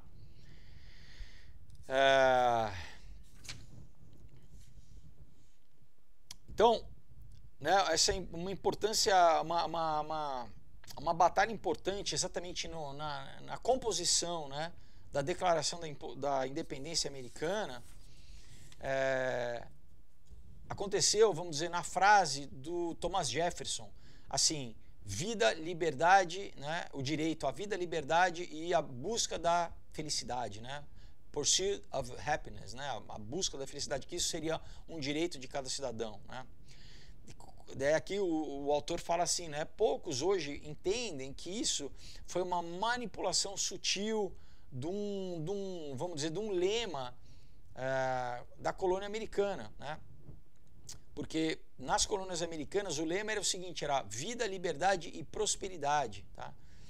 A maioria dos colonos que tinham vindo de uma condição, vamos dizer, relativamente de servidão na Europa, né? Eu lembro que eu falei que os peregrinos foram para a Holanda e basicamente fizeram trabalho escravo, então poucos na época eles tinham tido na Europa, né, a possibilidade de ter propriedade, de ter terra, né? Então, agora nos Estados Unidos, sim, eles podiam ter, né, a sua casa, a sua terra, a sua propriedade. Né? Então, a experiência dos colonos mostrou claramente como elas floresciam quando os homens tinham propriedade. Por quê? Porque você tem a propriedade, você cuida da sua propriedade, você zela pela sua propriedade. Né? Então, o conceito de propriedade individual era considerado vital para o conceito pessoal de liberdade. Por quê? Porque o escravo não tem nada, né, pessoal? Um servo no feudalismo não tem nada também. Então, você passa a ter esse sentido de pertencimento à sociedade quando eu tenho alguma coisa. Né? Não estou falando adorar essa coisa, né, ter o teu coração apegado nessa coisa, né? Tudo é de Deus, né? Mas durante o tempo que a gente está aqui, né? Não, a Bíblia diz que o trabalhador é merecedor do seu trabalho, né? Então o fruto do teu trabalho, né? Isso é seu, né? Isso é merecedor. De acordo com James Madison, né? Num ensaio intitulado Propriedade, ele diz o seguinte, né?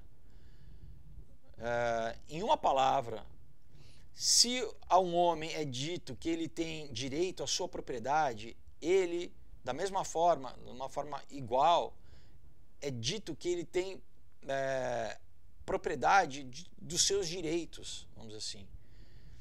Então, o governo é instituído para proteger a propriedade de qualquer tipo, seja a propriedade física quanto a propriedade dos direitos, tá? Então dizer assim, não, eu tenho propriedade, eu tenho direito, né? Eu tenho propriedade ao meu direito. Isso é interessante, né, pessoal? Aqui ele vai citar, né, o John Locke, tá? Num tratado chamado Sobre o Governo Civil, né? Publicado em 1689, tá?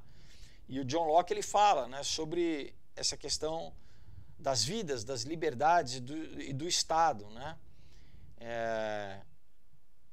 Ele explica como os 10 mandamentos eles proíbem, vamos dizer, você cobiçar a propriedade do outro, né? Isso é bíblico. No 8º mandamento, né? Você não deve roubar, né? Ou não roubarás. E isso estabelece, vamos dizer, o direito bíblico à propriedade, porque eu só posso roubar aquilo que é do outro, né? Se não é de ninguém, então não é roubo. Agora, quando a Bíblia fala que eu não posso roubar, subentende-se que é uma propriedade do outro. Então, subentende-se que existe direito à propriedade, né? Então, o que o Locke escreveu aqui, né? Ele fala assim, apesar, né, da Terra e de todas as criaturas inferiores serem comuns a toda a humanidade, né, apesar disso, né, cada homem tem a propriedade da sua própria pessoa, né? Ninguém tem o direito ao seu corpo a não ser a si mesmo. Na verdade, pessoal, nosso corpo é a nossa primeira propriedade aqui quando a gente nasce, né? A única coisa que a gente recebe quando a gente nasce, a gente já vem ao nosso corpo. O nosso corpo é a nossa propriedade. E olha que interessante, né? O que os governos hoje estão querendo o quê? Tomar autoridade sobre os nossos corpos, pessoal, instituir autoridade sobre os nossos corpos. E isso, né, na Bíblia, em Apocalipse 13, exatamente mostra, claro, na questão da marca da besta, quando você passa a ser escravo desse sistema, você aceita ser escravo, você abre mão, né, além da tua salvação, óbvio, mas você vai receber uma marca, como da mesma forma que os escravos eram marcados, a marca da besta é uma marca que você tá, pessoal, virando propriedade desse sistema, tá? Vamos voltar aqui. Então ele fala assim, o trabalho, né, é fruto do teu corpo. Com o que a gente trabalha, pessoal, né? Você trabalha com o teu corpo, né? Você planta com a tua mão, você, né, faz um pão com a tua mão, você costura, você corta, você escreve com a tua mente. O fruto do nosso trabalho vem através do nosso corpo, né? E o trabalho das nossas mãos, né? Então, nós também podemos dizer que isso é nossa propriedade, é o fruto do meu trabalho, né? Que aí eu posso, por minha vontade, trocar isso com o trabalho do outro, né? E é isso a gente tem comércio, né? Então ele fala assim, de qualquer forma, quando ele, né,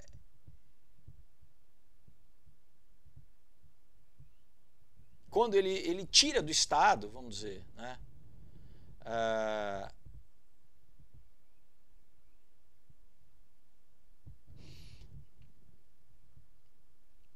vamos dizer assim, quando ele sai do estado natural, né,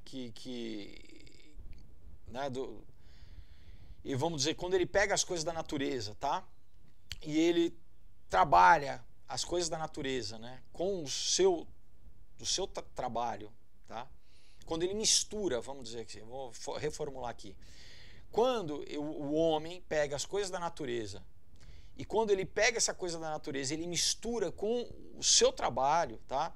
Ele está acrescentando a essa base material, e aí eu que estou falando, né? Algo de si mesmo, tá? Portanto, ele torna aquilo a sua propriedade. Então, né, de novo, se eu vou, né, e pego uma madeira, né, e eu trabalho essa madeira, eu crio uma mesa, eu crio algo, eu estou basicamente infundindo naquela base material o meu trabalho, além de eu fazer, mas o que também o meu intelecto, né, pessoal, a minha parte artística, né? Eu pego barro, tá lá, não tem nada. Eu pego, transformo isso, né, em um vaso, em um jarro, né, que pode ser simples, mas pode ser lindo, pode ser, né, artístico. Eu estou atribuindo a algo natural, né, o meu trabalho, e isso passa a se tornar a minha propriedade. Isso segundo John Locke, né, ele escreveu. Então, interessante, né, pessoal? Porque a Bíblia, ela correlaciona isso, que diz que Deus nos dá tanto, né? Ele deu para Adão exatamente essa realidade material para que o homem governasse sobre a natureza, com cuidado, obviamente, né? Usando o princípio da mordomia, do homem ser um cuidador da terra, né? Não só, né, da terra, mas dos animais, né? Dos peixes, das aves, né? Da fauna, da flora, né? E a gente entende então que Deus dele é o querer realizar, né? Então ele dá tanto o subsídio, né, material, quanto o nosso próprio corpo, quanto, pessoal, né, o logos divino, a capacidade criativa que vem de nós, né, que ele colocou em cada ser humano, para que a gente pudesse pegar isso e transformasse isso em coisas boas, coisas úteis, né, para nós, para a sociedade como um todo, né? A capacidade artística, tudo isso, né, Deus que nos capacita, né?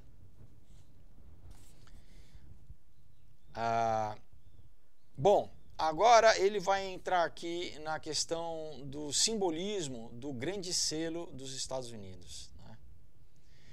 Ele fala assim, todos estão... ele fala assim, qualquer um que seja familiar com as ilustrações maçônicas pode facilmente ver que o grande selo dos Estados Unidos está repleto de simbolismo das sociedades secretas. Apesar de muitos terem dito, né, serem capazes de interpretar o significado do grande selo dos Estados Unidos, poucos realmente têm credibilidade para escrever a respeito, né, a esse respeito. Ele fala, na fachada, né, ou quando você observa, né, o selo, parece haver uma águia, né? Mas, né, o pequeno tufo nas costas da cabeça do pássaro indica que é uma combinação híbrida da águia com a mítica fênix, tá? Que é um símbolo ocultista, né? Então, a pessoa olha ali, não, é a águia americana. Não, não, não. Ali está representando a ave fênix, né? E isso, na verdade, não é nenhuma grande descoberta, né? Porque aí a águia não era a ave original que era, né, mostrada nas primeiras moedas americanas. Ele fala, por exemplo, qualquer bom livro a respeito de moedas irá mostrar que as fotos, né, da moeda de Nova York de cobre, que foi cunhada em 1787, não mostrava uma águia careca americana, né, aquela águia branca, mas sim uma ave com um pescoço fino, né, que era o brasão da fênix, tá? Então não era a famosa águia americana, né, era esse pássaro, né, da fênix. Ele fala qual que é o significado, né, da fênix ser usado, né, no selo, tá? Ele fala, esse era um dos símbolos mais comuns utilizados tanto no Egito quanto nas culturas atlântidas, né, derivadas de Atlântida, né? Apesar de ter uma, né, de lembrar a águia, né, vamos dizer, na forma, tá?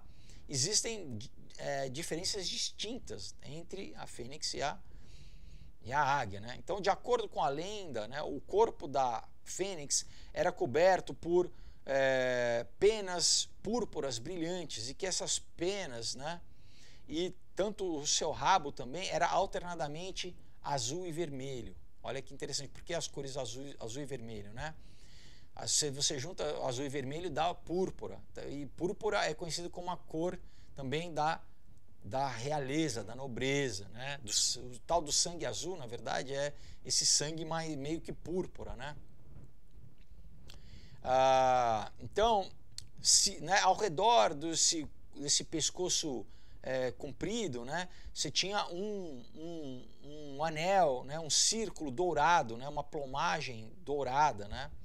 E atrás da cabeça, né, você tinha essa plumagem também brilhante que não está presente na águia, né? E colorida. A cabeça da águia é branca, né? Não é colorida. Então, apenas, segundo a lenda, né? Apenas um desses pássaros existe, né? De tempos em tempos. E no seu ninho, né? Nas partes distantes da Arábia, né? É dito que é feito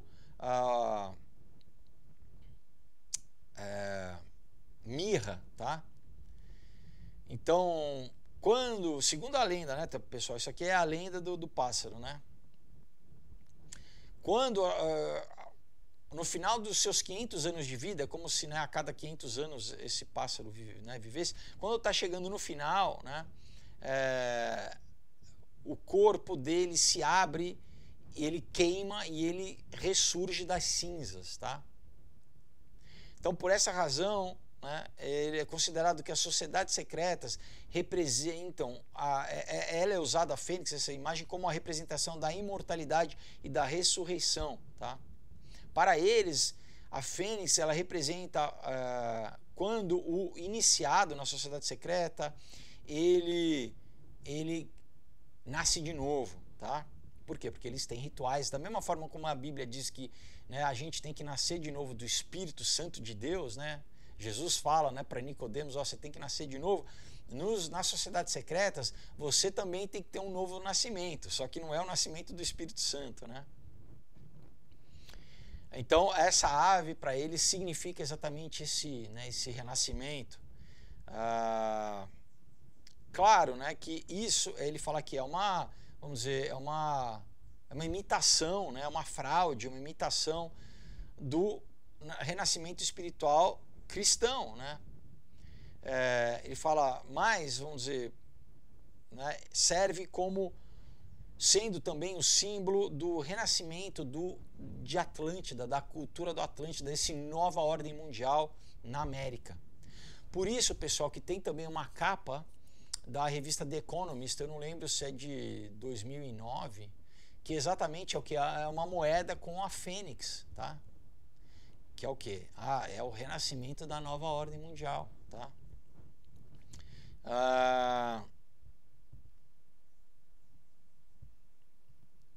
E vamos dizer, esse arquétipo da fênix também aparece na China, tá? Com os conceitos parecidos, e também, de alguma forma, aparecia entre os índios americanos como Thunderbird, né? O pássaro do trovão. E também, se a gente for buscar, pessoal, e fazer uma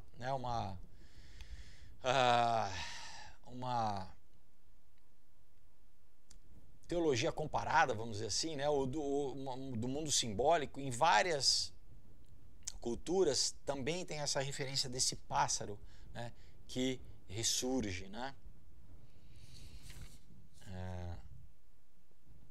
Então, assim, se a fênix, tá, não é uma evidência suficiente que mostra a influência das sociedades secretas nos símbolos fundadores da América, vamos dizer assim, né? O desenho, tá, que está nas costas do grande selo também só pode ser interpretado dessa forma, como sendo um símbolo maçônico. Ele mostra o tal da pirâmide, né, composta de 13, né, graus, tá, que são 13 graus da maçonaria. Né, a pirâmide, ela está sem o seu ápice, né, sem a pedra principal no ápice, tá? Sobre ela, né, está flutuando uma plataforma, mostrando que o que é isso, eu que estou acrescentando, né, que é uma coisa imaterial, né, não é feito de pedra, né, é uma coisa de um outro plano, né, uma coisa sobrenatural. Tá? Então está flutuando, né, o triângulo maçônico, tá? Que em grego é delta, né, o delta maçônico. E dentro dele está o olho que tudo vê, ou o olho de Horus, né, com seus olhos, com seus raios iluminando, né? Então, pessoal, a pirâmide de Giza, ela era, né, acreditava-se que os antigos egípcios haviam criado ela para servir como tumba do deus Hermes, também conhecido como Tote, né? Que é a personificação da sabedoria universal, né? Não existe nenhum traço, né? Não se achou, né, o topo ali da pirâmide de Giza, né? Eu tive na pirâmide, tem vídeo meu aí no canal se você quiser assistir. Então, engraçado que da mesma forma como a pirâmide lá no Egito de Giza não está faltando o topo, né, na pirâmide da nota do dólar também, né, não tem. Então, de acordo com o Menem Hall, né, o acadêmico maçom, ele diz assim, que a pirâmide foi feita dessa forma, e ela na verdade só é completa quando o mestre maçom está no topo da pirâmide. Então que o mestre maçom ele se torna, né, o delta, ele se torna o capstone, ele se torna o topo da pirâmide, né, com o olho que tudo vê manifestando através dele, tá?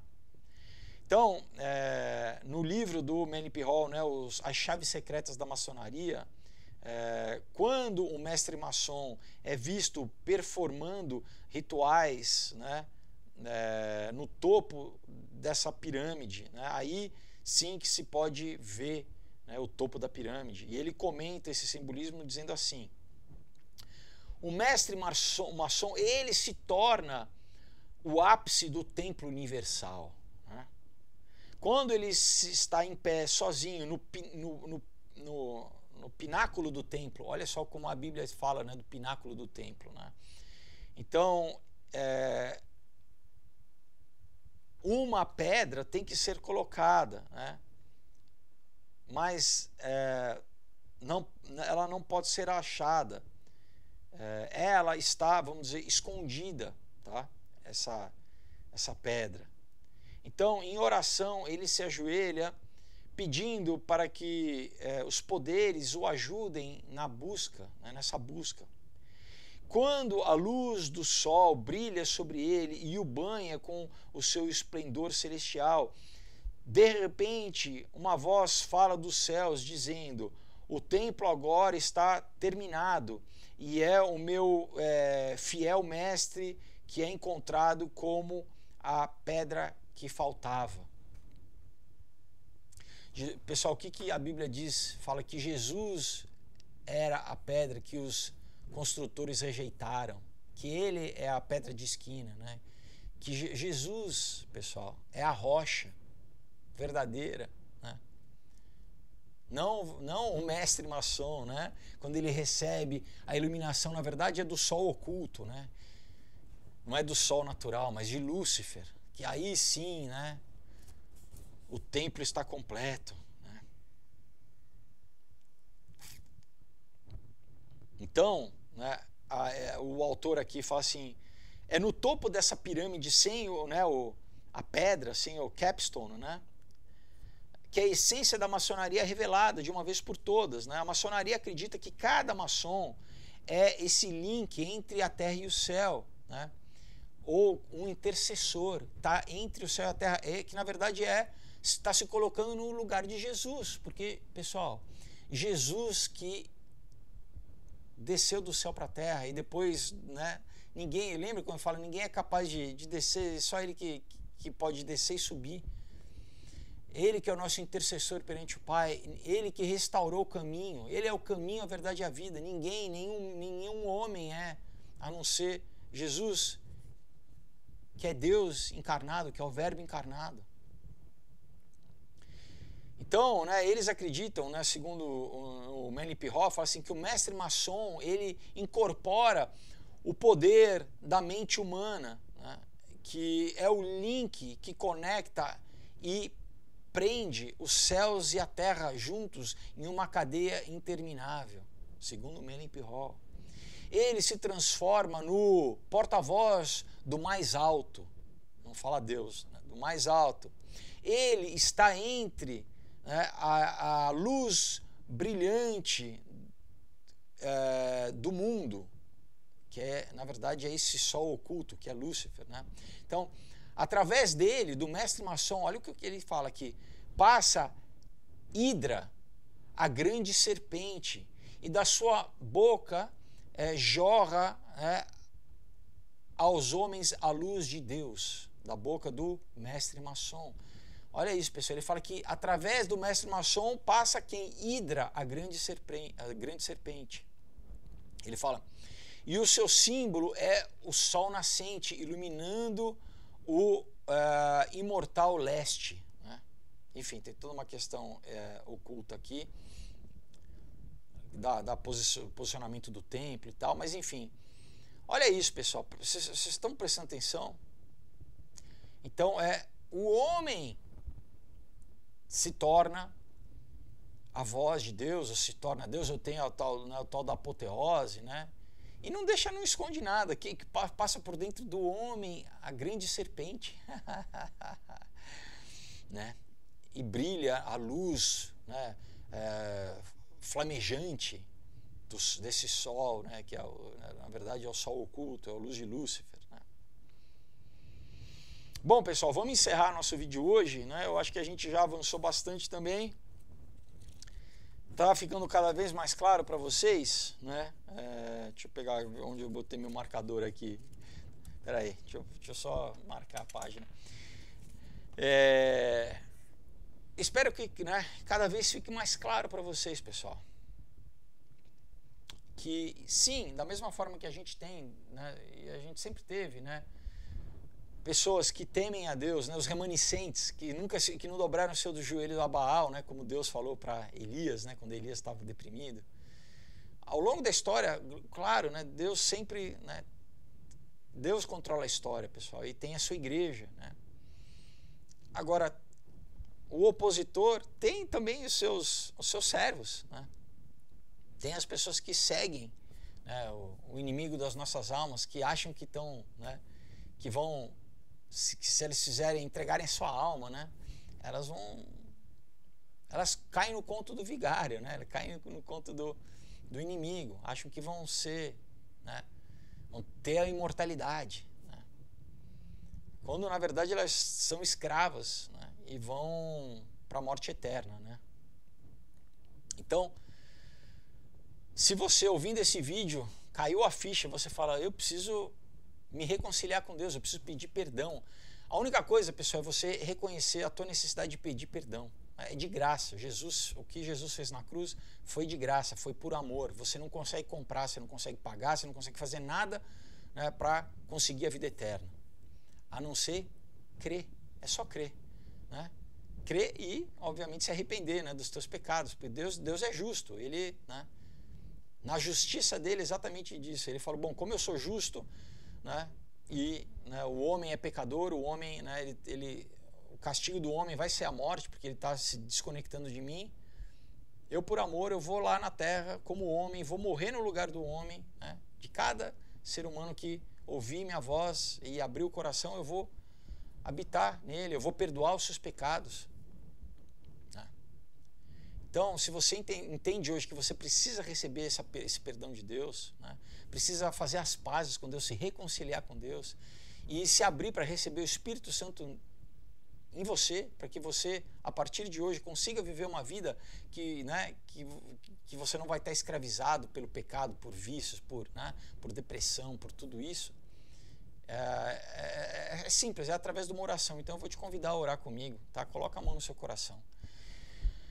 Eu oro assim, Senhor Jesus, muito obrigado, Pai, muito obrigado. Eu te agradeço porque hoje eu entendi, Pai. E a Bíblia diz que a fé é uma fé racional, e eu entendi, Pai, a minha necessidade de me arrepender dos meus pecados.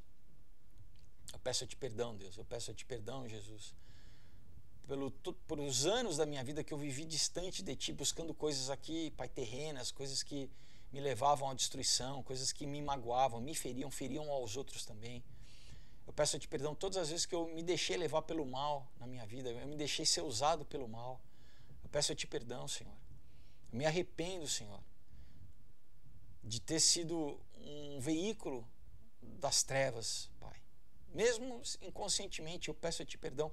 E hoje, conscientemente, eu quero ter uma aliança contigo, porque eu quero, a partir de hoje, ser usado para o bem, Pai.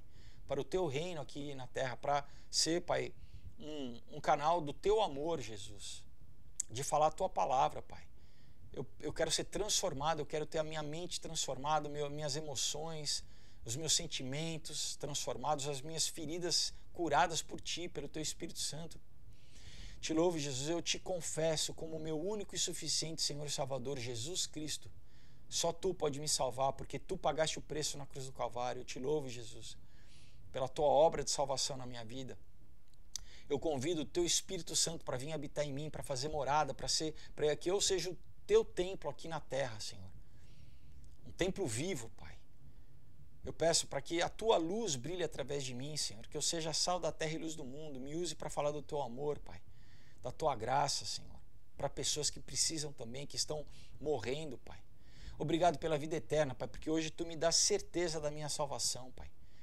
Que a partir de hoje, Senhor, eu já sou Teu filho, Pai, ou Tua filha. Eu sou cidadão celestial. Obrigado, Jesus, pelo Teu amor, Pai. Eu peço, escreva meu nome no livro da vida do Cordeiro, no Teu livro da vida, me cele, Pai, com o Teu Espírito Santo da promessa. Me purifica, Pai, de todo pecado pelo Teu sangue, Jesus. Eu te louvo e te agradeço, Pai, pela nova aliança, Pai, a nova e eterna aliança que eu faço hoje, Pai, no Teu nome, através do Teu santo nome, Pai, no Teu sangue, em nome de Jesus. E cumpre em mim o Teu propósito, Pai. Eu quero Te servir, Senhor. Seja feita a Tua vontade na minha vida, Jesus, em nome de Jesus. Amém. Amém? Se você fez essa oração crendo no seu coração, a Bíblia diz que agora houve um milagre espiritual. No teu espírito que estava morto, ele ressuscitou. Como Jesus morreu, né, e ressuscitou no terceiro dia, você que estava morto nos teus pecados, separado de Deus, agora o Espírito Santo habita em você, você é um com Deus, está conectado com Deus, amém? Então é uma nova vida, pessoal. Então você tem que comprar uma Bíblia e começar a ler para entender exatamente o que é essa nova vida, né? Quem sou, qual é, né? Agora eu sou um cidadão, eu sou filho de Deus, né? Ou filha de Deus. O que vem com isso, né? O que está, né? Qual é o meu testamento, né? Então a Bíblia exatamente ela vai te trazer esse entendimento. Então comece a ter uma disciplina de leitura, de oração. E busque uma igreja, né? Uma igreja que pregue o quê? A Bíblia, né? Não uma igreja que pregue ideologia de gênero, que pregue comunismo, pessoal. Não é uma igreja de fachada, uma igreja infiltrada, né? Uma igreja que negue a humanidade de Jesus e a deidade de Jesus, tá? Então isso é muito importante, pessoal. Porque uma igreja que não reconhece que Jesus é 100% Deus e 100% homem, ela invalida o que Jesus fez na cruz do Calvário, o sacrifício de Jesus no Calvário, tá? Então, eu sempre falo, né, agora vá buscar, né, com certeza você deve ter um amigo, alguém, vá visitar uma igreja, Deus vai te conduzir, ora, peça para que Deus te conduza, mas, sabe, para você, a Bíblia diz, né, que o meu povo padece por falta de conhecimento. Então, assim, pergunte na igreja onde você for visitar, fala assim, vem cá, o que vocês acreditam? Se vocês acreditam que Jesus é 100% Deus e 100% homem, se falarem qualquer coisa contra isso, pessoal, diferente disso, agradeça, né? Seja educado, agradeça, mas, né, vá buscar uma igreja que pregue essa doutrina, amém? Mas com certeza eu creio que Deus vai te conduzir. Então, pessoal, novamente lembro vocês, tá, desse material de primeiríssima, os quadrinhos, que aqui, de novo, pessoal, tá um trabalho feito com muito esmero para colocar de forma fácil, didática, sintética, mas com muita ação, com muita, né, para ser, claro, divertido, para você gostar de ler todo esse material. Então entre em contato, os links estão aqui embaixo, tá bom? E se você não me segue lá no Instagram, me segue também, pessoal, para ajudar, entendeu? A combater esse algoritmo aí, tá? Clica lá no sininho, clica aqui também, siga, clica. Eu nunca falo esqueço de falar essas coisas, mas isso é importante, tá? Ajuda nesse mundo aí onde a gente tá, eles tentam nos cancelarem, mas, né? Se Deus é por nós, quem será contra nós? Amém? Então é isso, pessoal. Deus abençoe a semana de vocês. Até quinta-feira. Tchau.